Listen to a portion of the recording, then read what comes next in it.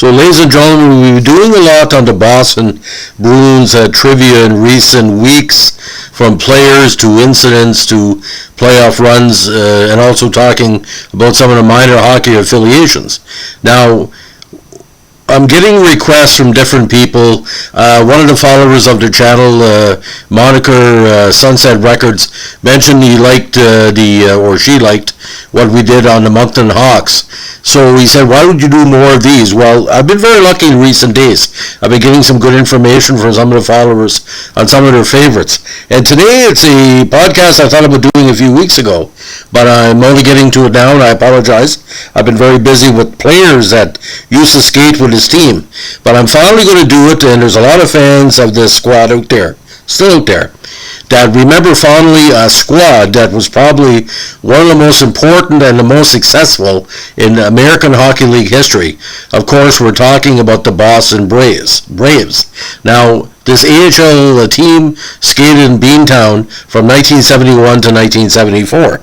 Now, in the early 1970s was a great era for hockey in Boston, especially with the two Stanley Cup teams, again fueled by the two big ones, Bobby Orr and Esposito. They grew in popularity across the states, grew in popularity across Canada, worldwide. Now, the Bruins had sold out all their home games at the Garden for years, and the team's owners thought that by placing their minor league affiliate in the same arena made sense on several levels. Now, previously, the Bruins' top affiliates were the Hershey Bears of the AHL and the Oklahoma City Blazers of the Central Hockey League, a squad that the former mayor of my hometown, Dalhousie, New Brunswick, Clem Trombley, had played for with Lawrence and Sanderson and a few others. Now, the team was named after the National League Baseball squad that had played in Boston until 1953, which had been owned by Charles F. Adams, who was the founder of the Bruins during the 1930s. Now, the first season of the AHL Braves under coach Pep Goudelin was wildly successful. Behind a powerful club led by future NHL stars Dan Bouchard and Rick Leduc, and with other veteran minor leaguers and future NHLers such as Doug Roberts, Terry Riley, Ross Brooks, Nick Beverly, Gary Peters, and Don Tannehill, the club tied for first place in his division with the powerful Nova Scotia Voyageurs, which were a Montreal affiliate, with a 41, 21, and 14 mark, while proving popular enough to set league records for single game and single season attendance that survived for decades. Now, in his second season, however, competition from New England Whalers of the WHA served to saturate the market. Furthermore, NHL expansion cost the team its best player, Dan Bouchard, who had been picked by the Atlanta Flames, while WHA defections caused the recall of Brooks to the parent club and the departure of Roberts and Peters to the rival league. Now, we all know that Gary Cheevers jumped again to the WHA for the Cleveland Crusaders. Now, while scoring declined only slightly in the second year, the defense was notably poor. The team still finished second in the division with a 34, 29, and 13 mark, but attendance had nearly halved. Now, in the Braves' third and final season, the defense collapsed to the point where the team finished out of the playoffs with a 23, 40, and 13 record. Now, with attendance dwindling further and the ebbing of the hockey boom itself in New England, Bruins management decided to suspend the team. The next year saw the Bruins affiliating with the Rochester Americans, whose coach and GM, Don Cherry, had just become the Bruins head coach.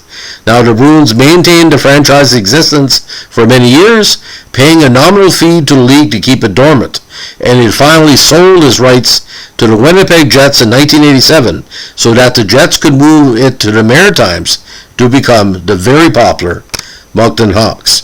Now, again, home arena for the Braves was the Boston Garden. Colors were maroon, white, and black.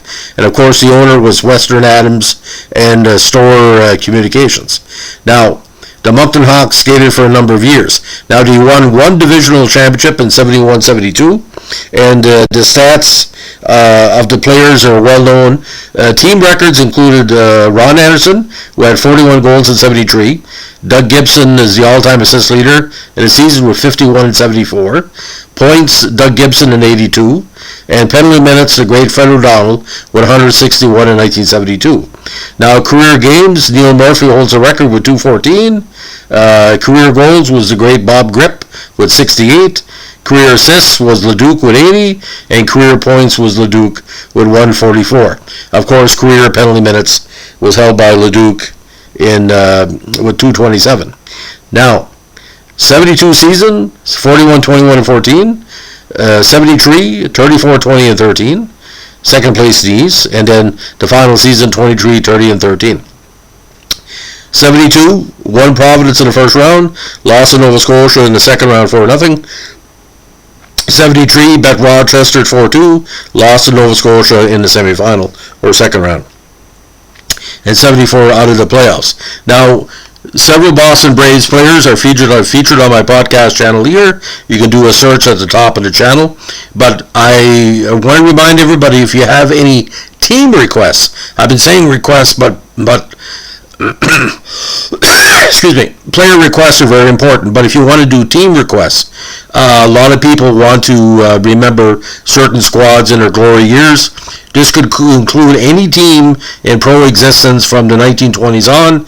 I can do the research for you and put it together, because some of these teams I've covered in the 80s and 90s that are now defunct. Some of the teams are important in regarding to development of hockey in the Maritimes, Quebec, Western U.S., the South, California region, especially teams in Los Angeles. I have a fascination with all the LA pro teams over the years because of the connection with Hollywood.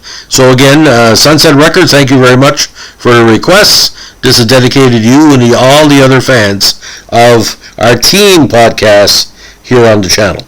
And thank you so much for dropping in. Give us a like, comment, subscribe, and don't forget, keep your stick in the ice. Have a good day.